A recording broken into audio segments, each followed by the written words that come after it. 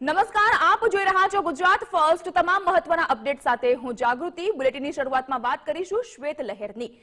હિમાચલ પ્રદેશના ઊંચા શિખર પર સતત હિમવર્ષાનો મારો ચાલી રહ્યો છે। કુલ્લુ અને કેલોંગ સ્પીતિના ઊંચા વિસ્તારોમાં હળવી હિમવર્ષા યથાવત, જ્યારે શિમલા સહિત રાજ્યના અન્ય વિસ્તારમાં સવારથી જ હવામાન ખરાબ છે। ત્યારે રામબન અને ગુલમર્ગમાં પણ હિમવર્ષા નોંધાઈ રહી છે। ચાર અલગ અલગ દ્રશ્યો આપ જોઈ રહ્યા છો। કેલોંગ, કુલ્લુ, ગુલમર્ગ અને રામબનના આ દ્રશ્યો છે, જ્યાં તમારી નજર પડશે ત્યાં તમને બરફની સફેદ ચાદર સહિતનો નયનરમ્ય નજારો જ જોવા મળશે। લોકો સતત થઈ રહેલી હિમવર્ષાથી અહીંનું જનજીવન અસ્તવ્યસ્ત બન્યું છે। રસ્તા ઉપર પણ પથ્થર ઉપર એટલે કહી શકાય કે સફેદ ચાદર પથરાઈ ગઈ છે। સતત હિમવર્ષાના કારણે લોકોને મુશ્કેલીનો સામનો કરવાનો વારો આવ્યો છે।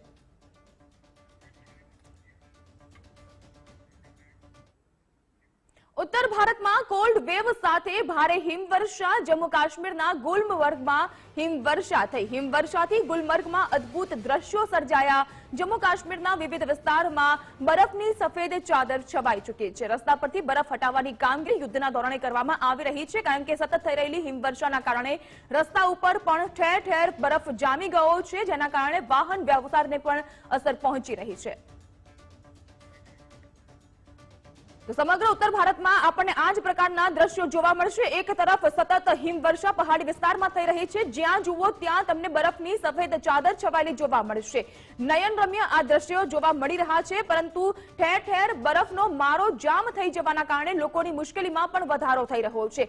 રસ્તા ઉપર બરફની ચાદર જે પથરાઈ ચૂકી છે, ત્યારે બરફ કાપવાની કામગીરી કરવામાં આવી રહી છે। રોડને ક્લીન કરવાની કામગીરી યુદ્ધના ધોરણે ચાલી રહી છે। અહીં જે મુસાફરો આવી રહ્યા છે તેઓ આ હિમવર્ષાનો આનંદ તો માણી રહ્યા છે, પરંતુ અહીંના જે સ્થાનિક લોકો છે તેઓ માટે આજે સતત થઈ રહી છે હિમવર્ષા તે મુશ્કેલી લઈને આવી રહી છે, કારણ કે સતત વીજ પુરવઠો હોય કે પાણી પુરવઠો હોય તેને પણ અસર પહોંચી રહી છે। સીધી જ અસર તાપમાન ઉપર થઈ રહી છે। ઠંડીનો મારો વધ્યો છે।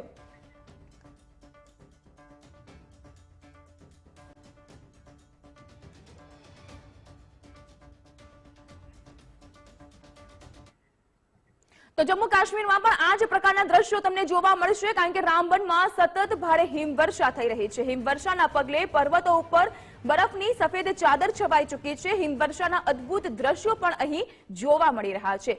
જમ્મુ કાશ્મીર, હિમાચલ પ્રદેશ અને ઉત્તરાખંડમાં હિમવર્ષાના કારણે સામાન્ય જનજીવન પ્રભાવિત થયું અને ઘણી ફ્લાઇટ્સ પણ રદ કરવામાં આવી। સાથે જ વાહનોની અવરજવર માટે વિવિધ રસ્તા પણ બંધ કરવાની ફરજ પડી છે। તો ફ્લાઇટ સેવાને તો અસર પડી જ છે, પરંતુ તેની સાથોસાથ વાહન વ્યવહાર પણ બંધ થઈ રહ્યો છે, કારણ કે એક તરફ ખરાબ હવામાન, સતત હિમવર્ષાના કારણે જે ગાઢ ધુમ્મસનું સામ્રાજ્ય છવાઈ ચૂક્યો છે તેની સીધી જ અસર હવાઈ વ્યવહાર ઉપર થઈ રહ્યો છે। અનેક એવી ફ્લાઇટ્સ રદ કરવામાં આવી છે। તો અહીં માર્ગ વ્યવહારને લઈને કેટલાક રસ્તા, કેટલાક હાઈવે બ્લોક કરવામાં આવ્યા છે। અમુક વિસ્તાર એવા છે કે જ્યાં ભારે વાહનોની અવરજવર ઉપર પ્રતિબંધ ફરમાવી દેવામાં આવ્યો છે। હિમાચલ પ્રદેશમાં ઘણી જગ્યાએ હિમવર્ષાનો મારો ફૂંકાઈ રહ્યો છે। અનેક જિલ્લામાં હિમવર્ષાના કારણે વાહન વ્યવહાર ઠપ થયો છે। કેલોંગમાં ભારે હિમવર્ષા, કેલોંગમાં બરફની સફેદ ચાદર છવાઈ ગઈ, જેને લઈને સામાન્ય જનજીવન પ્રભાવિત બન્યું છે। હવામાન વિભાગે એવી શક્યતા પણ વ્યક્ત કરી છે કે ઘણા શહેરોમાં હજુ પણ હિમવર્ષા થઈ શકે છે। તો કેલોંગના આ દ્રશ્યો તમે જોઈ રહ્યા છો। સતત હિમવર્ષા થઈ રહી છે અને હવામાન વિભાગ પ્રમાણે જે આગાહી વ્યક્ત કરવામાં આવી છે તે મુજબ હજુ પણ કેટલાક એવા જિલ્લા છે, કેટલાક એવા વિસ્તાર છે કે જ્યાં હજુ પણ આ પ્રકારે હિમવર્ષાનો મારો યથાવત રહી શકે છે। જ્યાં જુઓ ત્યાં તમને સફેદ ચાદરનું સામ્રાજ્ય જોવા મળશે। ગાઢ ધુમ્મસે પણ અહીં પોતાનું સામ્રાજ્ય સ્થાપિત કરી દીધું છે। પાણીના જ્યાં ઝરણા વહી રહ્યા હોય છે ત્યાં હવે બરફની પરત પણ લાગી ચૂકી છે। સામાન્ય જનજીવન પ્રભાવિત થઈ રહ્યું છે। તેઓને મુશ્કેલીનો સામનો કરવાનો વારો આવી રહ્યો છે। તો હવામાન વિભાગ તરફથી હજુ પણ ઠંડી વધી શકે છે હિમવર્ષા, કારણ કે હિમવર્ષાનો મારો હજુ પણ યથાવત રહેવાનો છે। હિમાચલ પ્રદેશના ઊંચા શિખર પર ભારે હિમવર્ષા થઈ, જેને લઈને અટલ ટનલ અને જલોરી પાસ પાસે વાહનોની અવરજવર બંધ કરી દેવામાં આવી છે।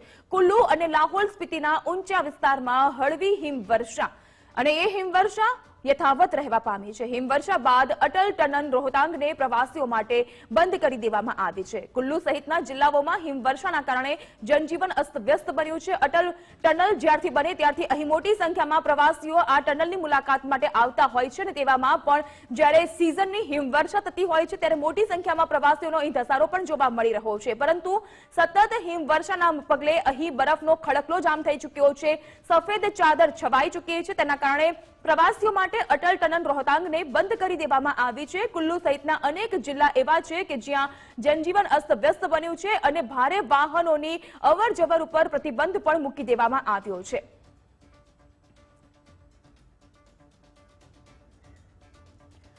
તો પહાડી વિસ્તારમાં જે પ્રકારે સતત હિમવર્ષા થઈ રહી છે, એક તરફ જ્યાં નયનરમ્ય આ નજારો સામે આવી રહ્યો છે તેને માણવા માટે મોટી સંખ્યામાં ઉપસ્થિત અહીં પ્રવાસીઓ આનંદ માણી રહ્યા છે, પરંતુ સતત થઈ રહેલી હિમવર્ષાના કારણે અહીંના સ્થાનિકોનું જનજીવન અસ્તવ્યસ્ત।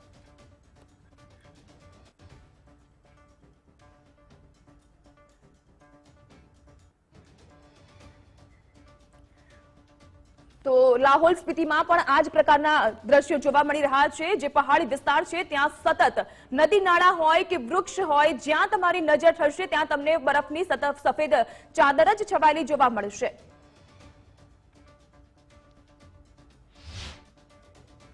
जैसे कि आपको पता है Gulmarg is one of the best skiing resorts in the whole world और आप देख रहे हैं कि देश विदेश से यहाँ पे स्कीयर्स आ रहे हैं और न सिर्फ स्कीइंग बल्कि बाकी जितनी भी एडवेंचर और स्नो रिलेटेड एक्टिविटीज़ है, एडवेंचर एक्टिविटीज़ हैं, वो यहाँ पे रिज्यूम हो रही हैं बिकॉज ऑफ द स्नोफॉल। और हम उम्मीद करते हैं कि जो स्नो न होने की वजह से जो थोड़ी सी मायूसी एडवेंचर लवर्स में थी, मुझे लगता है इसकी वजह से जो है they are all feeling excited because of the snowfall. और ये स्नोफॉल अभी भी कुछ दिन फोरकास्ट है कि कंटिन्यू रहेगा। We are hopeful to have a good rush of adventure lovers this season. Himachal પ્રદેશમાં હિમવર્ષા ચાલી રહી છે। શિમલા, મનાલી, ડલહૌસીમાં બરફવર્ષા, હિમવર્ષાના કારણે પ્રવાસીઓમાં ખુશીનું મોજું ફરી પડ્યું છે।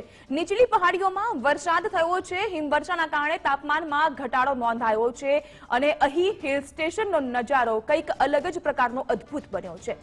ચંબા, ખરચંબા, કુલ્લુ મનાલી, શિમલા, લાહોલ સ્પીતિ અને કસોલના આ જે દ્રશ્યો આપ જોઈ રહ્યા છો, તમને અહીં જે એક તરફ પ્રવાસીઓ મજા માણી રહ્યા છે અને જે એડવેન્ચર હોય છે, સ્નોફોલને લઈને જે આઈસ સ્કેટિંગ હોય છે અને તેની સાથેની જે પ્રક્રિયા હોય છે, જે રમતગમત હોય છે, તે પણ અહીં મોટી સંખ્યામાં ઉપસ્થિત પ્રવાસીઓ માણી રહ્યા છે તેનો મજા। અને બીજી બાજુ સફેદ ચાદર છવાઈ જવાના કારણે તાપમાનમાં પણ સતત ઘટાડો।